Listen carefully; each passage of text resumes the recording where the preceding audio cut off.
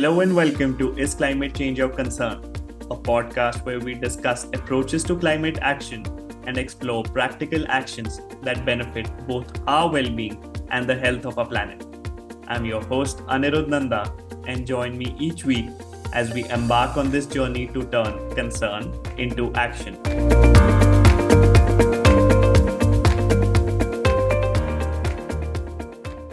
A world united against fossil fuels. It's not a dream, it's a growing movement. The Fossil Fuel Non-Proliferation Treaty Initiative, endorsed by over a dozen countries and supported by a global groundswell of voices, offers that vision. This audacious movement aims to fundamentally reshape our relationship with the root cause of the climate crisis, fossil fuels. Today, we are delving into the heart of this initiative, exploring its novel, inclusive, and justice based approach with Harjeet Singh, the Global Engagement Director at the Fossil Fuel Non-Proliferation Treaty Initiative. With a wealth of experience in disaster response, climate impacts, migration, and building resilience program, Sir has been instrumental in shaping global climate action. Thank you so much for joining me today, sir. I'm so grateful that you've given your time to us. Thank you very much, Anirudh, for having me. Pleasure. So can we begin at the outset by understanding what really Fossil Fuel Non-Proliferation Treaty Initiative is and what are its primary goals? Sure. So Fossil Fuel Non-Proliferation Treaty Initiative is a bold idea where we are demanding a treaty alongside Paris Agreement, which can focus primarily on fossil fuels. So looking at the issue far more comprehensively than it has been done so far. And particularly the Paris Agreement or even the convention did not even mention coal, oil, or gas or the term fossil fuels.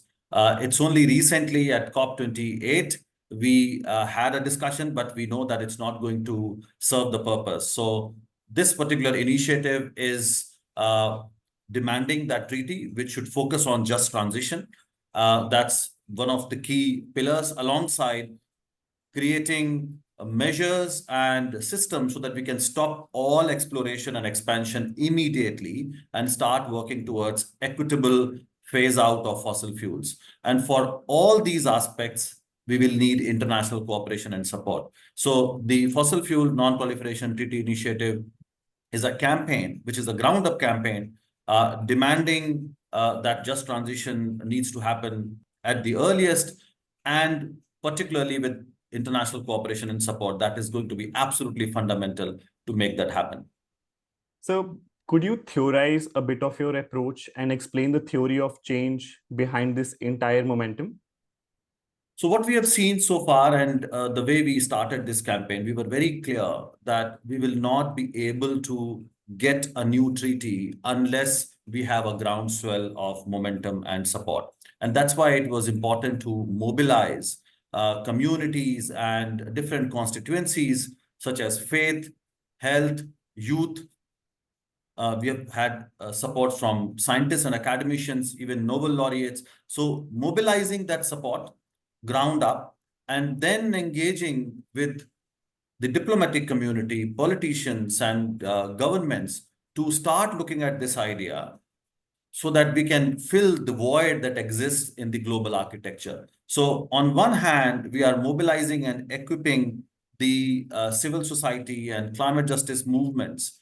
At the same time, we are also trying to sensitize and pressure and even enable governments to create a framework that is needed. And for that, we are doing several convenings. We are providing support to communities, to climate justice movements, to governments, and then promoting this idea so that we can achieve our three goals. We can ensure just transition, we can wind down the fossil fuel production in a just and equitable manner, and stop the expansion immediately. And that would require shifting social norms, which is how we need to be taking everybody along. We also need to set up a multilateral governance system that will eventually deliver the treaty, and also ensure that this multilateral framework is premised on equity and justice. And for that, we are investing a lot into research. So we're working at various levels, but with a very clear theory of change or a pathway to achieve our goals.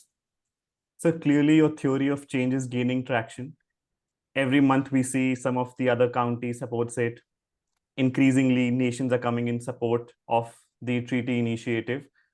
Could you explain what are the key factors behind driving this momentum?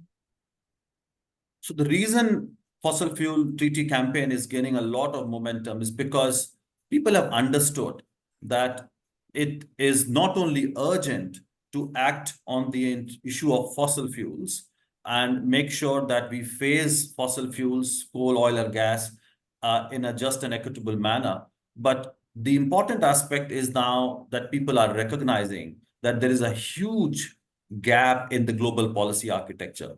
So the Climate Change Convention and Paris Agreement have failed to deliver substantive decisions on looking at the source of the problem. So that recognition has really inspired and energized climate justice movement. And that's why you see that groundswell support and vulnerable countries. So this whole campaign has been led by Pacific nations, and more countries are joining who also recognize this challenge, and they also understand that they will not be able to see this transition in the world unless we create this global architecture and we make sure that the international cooperation and support is available to make that happen. So it's the recognition and the power of the idea, and that's why we have seen so much of support coming in, and it's multiplying. So, my next question was supposed to be about which countries or organizations have been most supportive and why do you think that is? And I think you've partly answered that it's a lot to do with the vulnerable countries. But are there other patterns that are emerging from the support that you are seeing from the global south, global north? Are there some patterns that are visible or something that stands out for you? So at this moment, we have support from 13 nations who have endorsed the treaty, and they're also working together to now develop a legal and diplomatic roadmap to craft the treaty. And in our journey, we've also got support from the European Parliament, which very specifically mentioned that we need such a treaty. We also have support from the World Health Organization, which connected it with the health issue and saying how fossil fuels are causing a health crisis. And we all are struggling with air pollution challenge. And we know that fossil fuels are the major contributor to that. So this whole campaign has been led by Pacific nations, but we also have now countries like Timor-Leste and Colombia who are fossil fuel producers. And that is a very important recognition that it's not just vulnerable countries who have always been leading the climate justice movement and have been demanding justice, not just for as part of the treaty, but other campaigns like International Court of Justice, reaching out to them and asking for an advisory opinion. But with Timor-Leste and Colombia joining, it actually proves that the idea is so important, and countries who are dependent on fossil fuels need support from the international system. And we would like to see more and more such countries joining and supporting the initiative. So, at this stage, do you think there is merit in the initiative to attach itself to other movements as well, such as health and other movements, so to say, which can support the cause? Or do you think it is better that the treaty initiative is able to rally support behind itself in its own cause? No, we see ourselves as one spoke in that ecosystem, and we are working very closely with many other movements. Of course, climate justice movements such as Global Campaign to Demand Climate Justice, Climate Action Network International, and its various nodes. But we are also working with health movements. I was myself there in Malaysia, where we supported the Planetary Health Summit this year.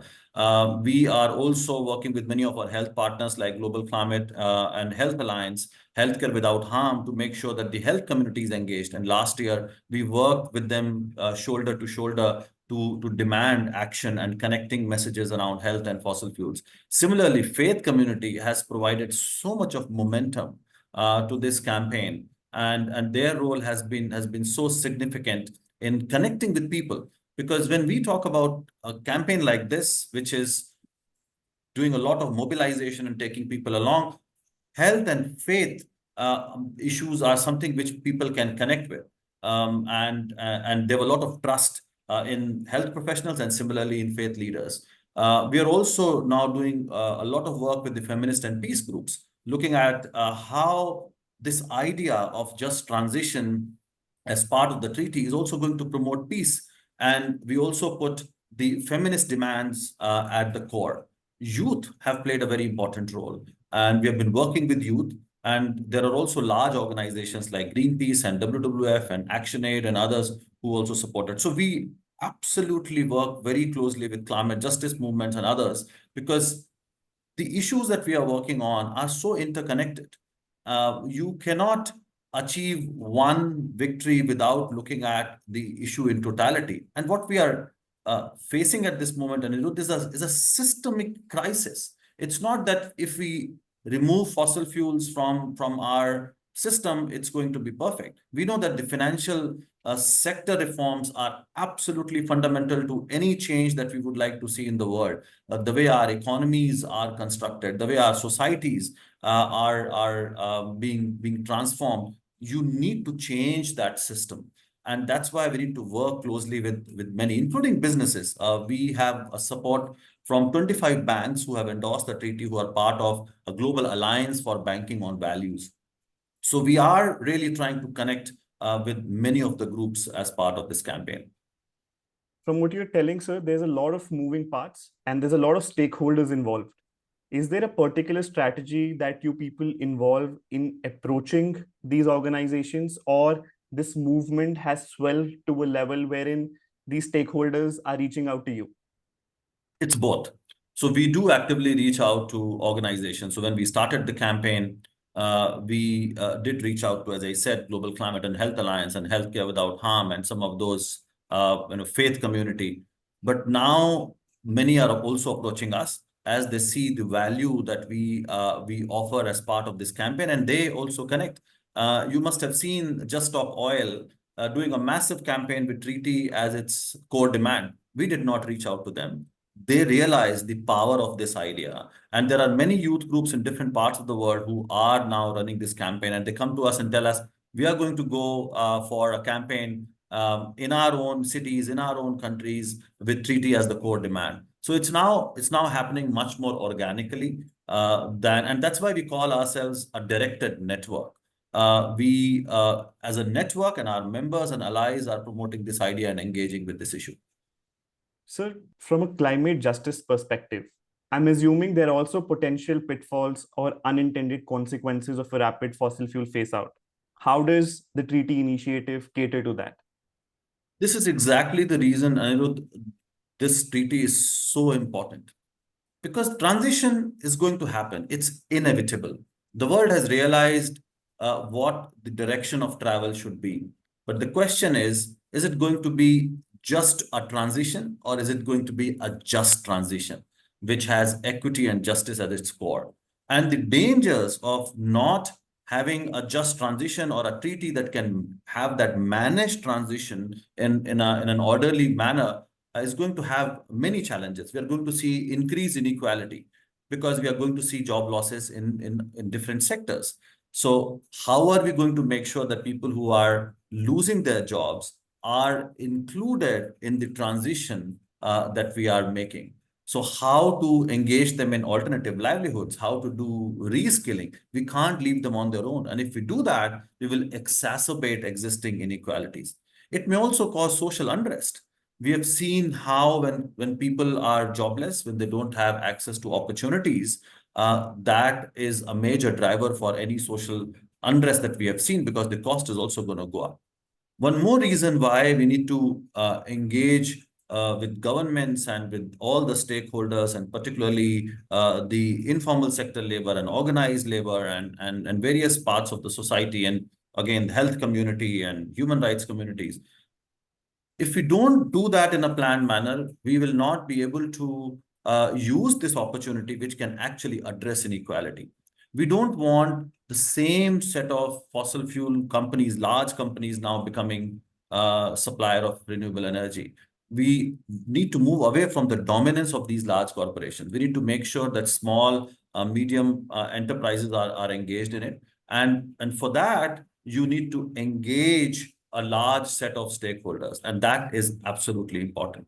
Investment is another issue. If you don't plan, then the investment is going to go more into global north because the cost of capital is lower, and we will see emissions going down, but not in an equitable manner. So there are a number of challenges which we are going to see, and particularly the as I was speaking to the financial sector, and which has caused the problem in the first place, and our development model, which is extractive, which is neo-colonial, is going to continue with the same economic models, which need to fundamentally change. So that's why you need a treaty which can do it in a far more organized and planned manner and ensure justice and equity. Sir, I assume this movement draws inspiration from non-proliferation movement as well. But that movement, as well as we know, has seen many setbacks, and we know the state of affairs of that movement as well. And as you've rightly pointed out, that it's a systemic change which demands, so to say, overhauling, or we could say reimagining of a system. Do you think that that is a way too big of a challenge, seeing the current system that we have? Or do you think that there is hope with respect to how we are proceeding towards challenging this problem?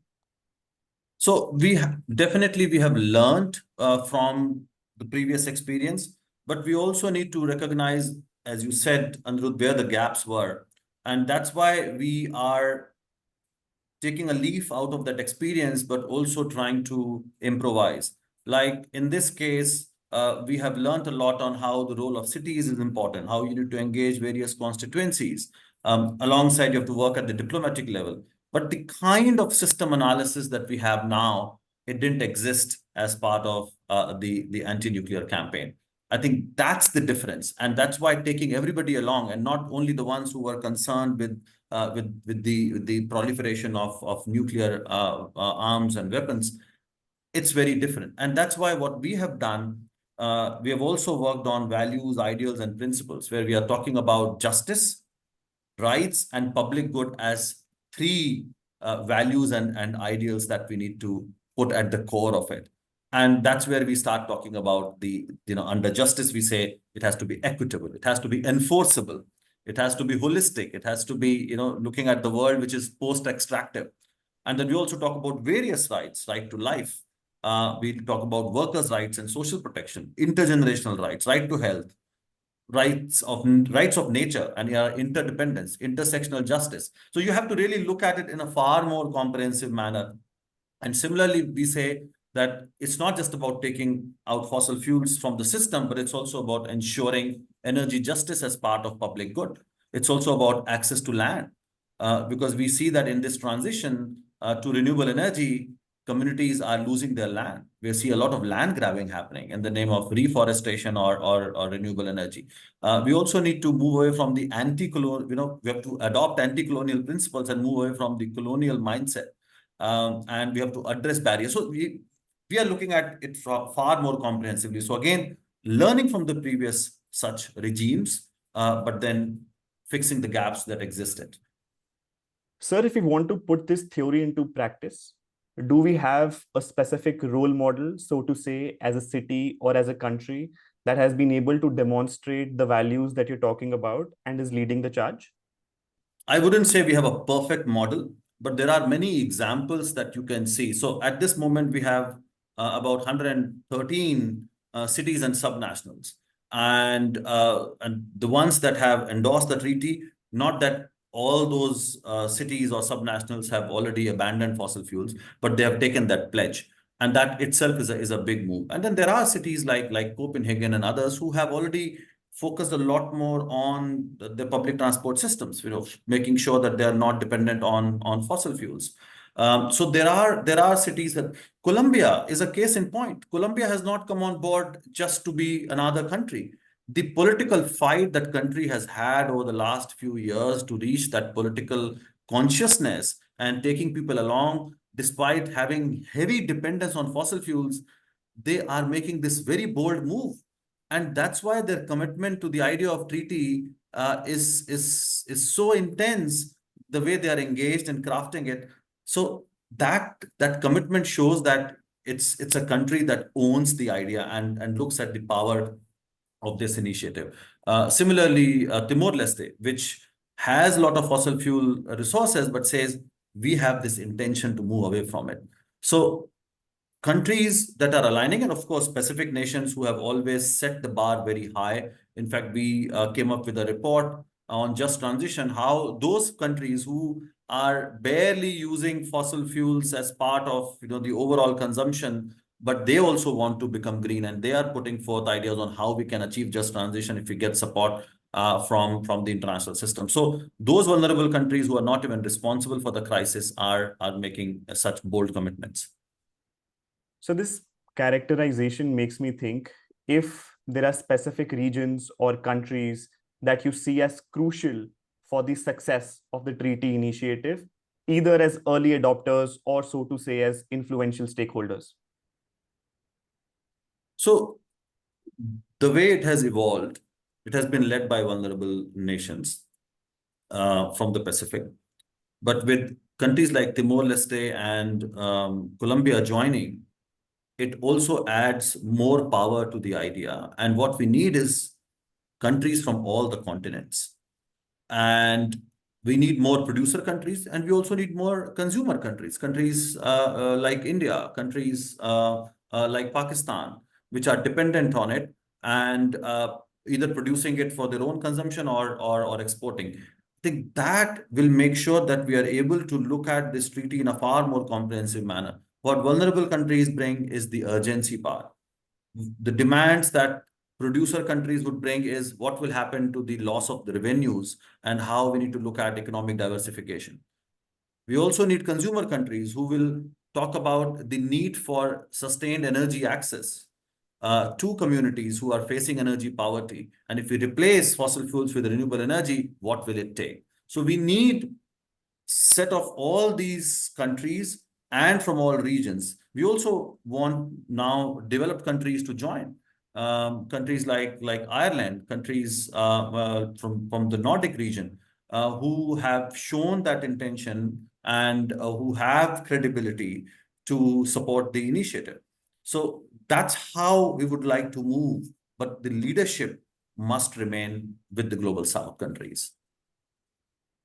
So this makes me bring to the initial fact how you talked about international cooperation.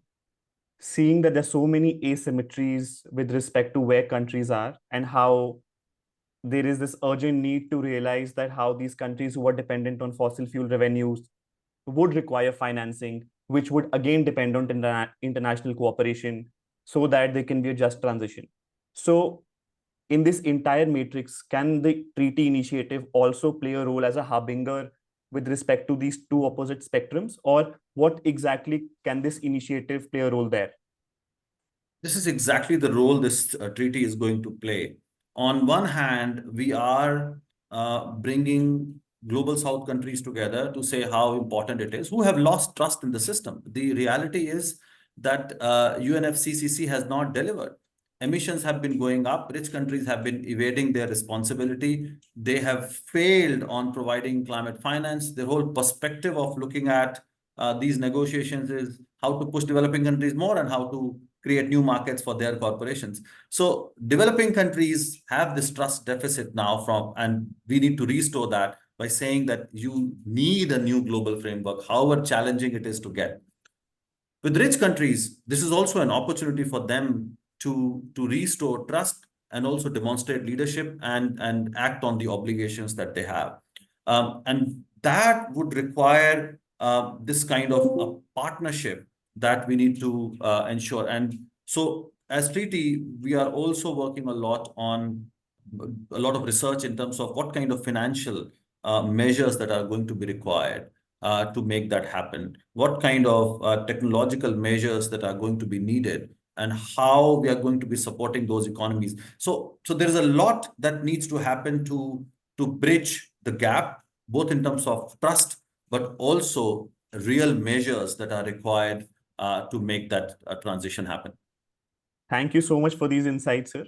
I think it would be great if you could leave the listeners with some of your insights of being a campaigner in these global movements for so long, and what you might have to share with them as a campaigner as to the things that work in global movements and areas on which others can capitalize?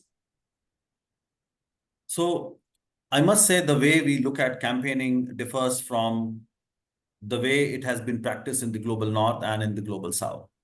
And in this campaign, we are trying to make sure that this campaigning is rooted at the grassroots level.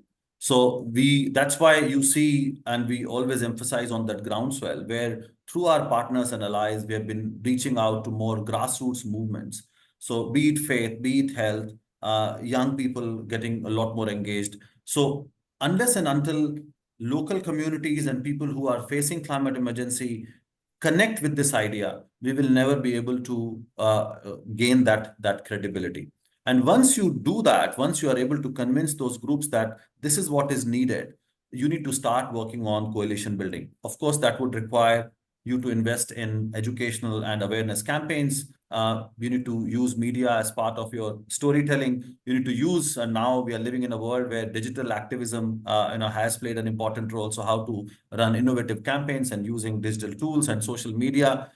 Youth have played a very important role. So how do you engage young people and promote their leadership? Another aspect, and we have again seen how the cultural and artistic interventions can be very helpful. So how do you connect with people through their culture, through music, through songs? And we've also seen, and this again comes from Global South as well, when you organize marches and rallies, you also use the power of slogans and different cultural expressions. And that helps us connect a lot. So you need to do a lot in that space to mobilize people and connect. Alongside, you also have to invest in research. So when we talk about the role fossil fuel industry has played as part of disinformation campaign, as you know, how they delayed action and how now, and of course, as part of denial and how now they are using deception. All that needs to be documented to expose the fossil fuel industry. And that's why working with the research community is extremely important. Also to bring hope, you need to say that this is possible. You can move away from fossil fuels. So you have to come up with various models, not just on how it is technologically possible, but also how financially it is feasible. So looking into economic and financial strategies, and we've had successes, divestment campaigns, for example, looked at some of those numbers, and that really helped. And then that power also helps us in policy advocacy. You need to do lobbying and engage with policymakers. There are many friends in countries, both in the global north and global south, who agreed with that idea. So how do you do that advocacy at various levels? At the local level, to ground the idea, you work at the national level to assess the policies and create a policy framework. And of course, issues like this require much more international diplomacy and engagement. Another thing that we are also seeing gaining a lot of traction now in the climate space, despite its challenges, is strategic litigation.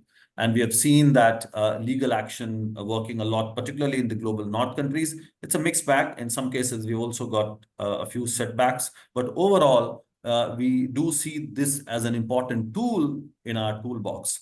And that's how we can promote rights-based approaches and bring, and even the whole journey of litigation can generate a lot of awareness. So that's something which we need to look at. And overall, something that cuts across is how do we apply inclusive and equitable approaches. So taking people along from different sections, applying intersectionality across the board is also extremely important. So that's how we engage at various levels. And it's not one size fit all. Of course, these are what I shared are more ingredients, and then you have to create your own recipe. So before we begin to the audience question, is there a call to action for the different stakeholders involved in the kind of work that you're doing, which you would want to share? So we've already had engagement of various cities and faith communities and health communities, individuals. We would like to see more of that. So individuals and organizations who can engage can raise awareness.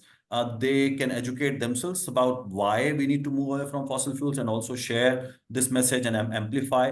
they also need to advocate for that change. And again, the role of individuals is extremely important. Yes, we need to take action at our level, practice the lifestyle that is needed, that is sustainable, but it won't be enough unless you start advocating for that change by engaging with policymakers. That is extremely important. So they can engage with public consultations and campaigns that we organize both in person as well as digital.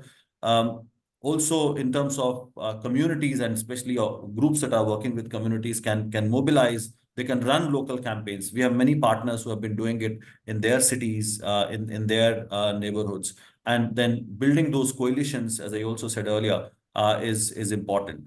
And we are also trying to get more policymakers. So we have 800 parliamentarians, for example, who support this idea and are campaigning as part of fossil fuel free future. So if they engage with those policymakers, generate that awareness, ask them to support this idea as part of global campaign, but also in their own legislature and influencing their governments to also endorse.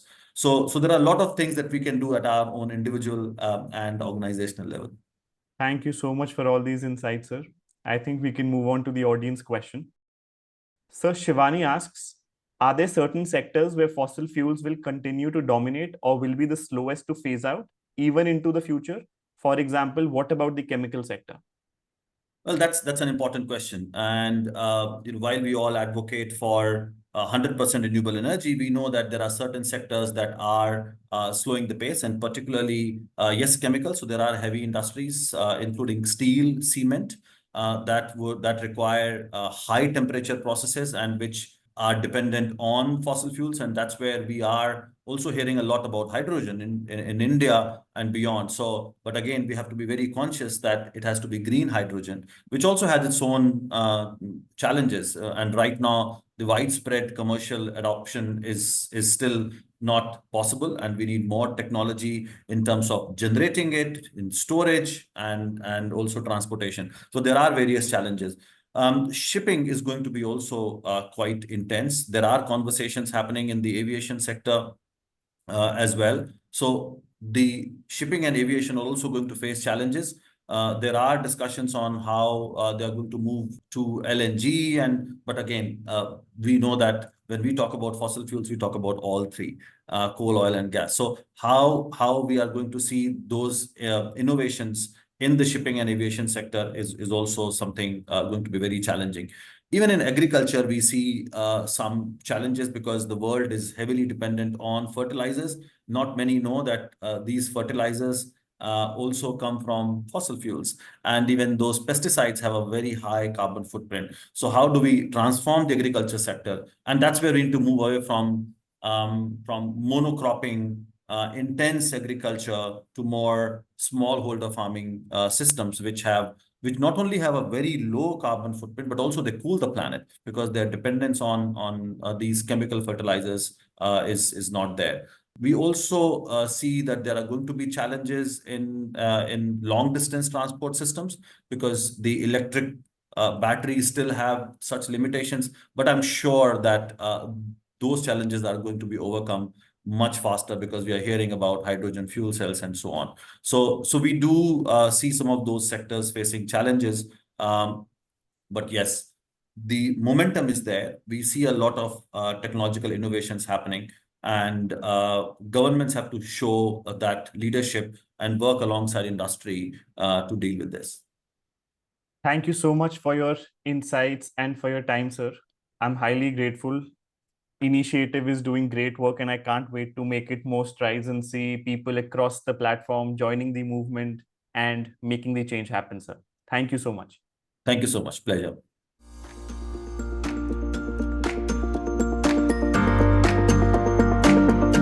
Thanks for joining me in this episode of Is Climate Change Your Concern? This would not have been possible without the invaluable support of the Future Founders Core team, and I'm grateful for that. In our conversation with Sir today, we gained several takeaways about the treaty initiative. Firstly, we learned that the initiative's momentum is building, with support not just from vulnerable nations, but also from fossil fuel producing countries like Timor-Leste and Colombia. Secondly, the initiative fills a crucial gap in the global climate policy by directly addressing the phase out of fossil fuels, a topic often neglected in other agreements. Thirdly, the initiative's emphasis on a just transition highlights the need for international cooperation to support developing countries in moving away from fossil fuels equitably. Fourthly, collaboration with diverse stakeholders, including health organizations, faith communities, and youth groups, is pivotal to initiative's success. Finally, the initiative underscores the power of grassroots mobilization, research, and advocacy in driving policy change and achieving a fossil fuel free future. Do let me know what you think about this episode, and if you enjoyed this, please subscribe and share it with your friends. See you next week.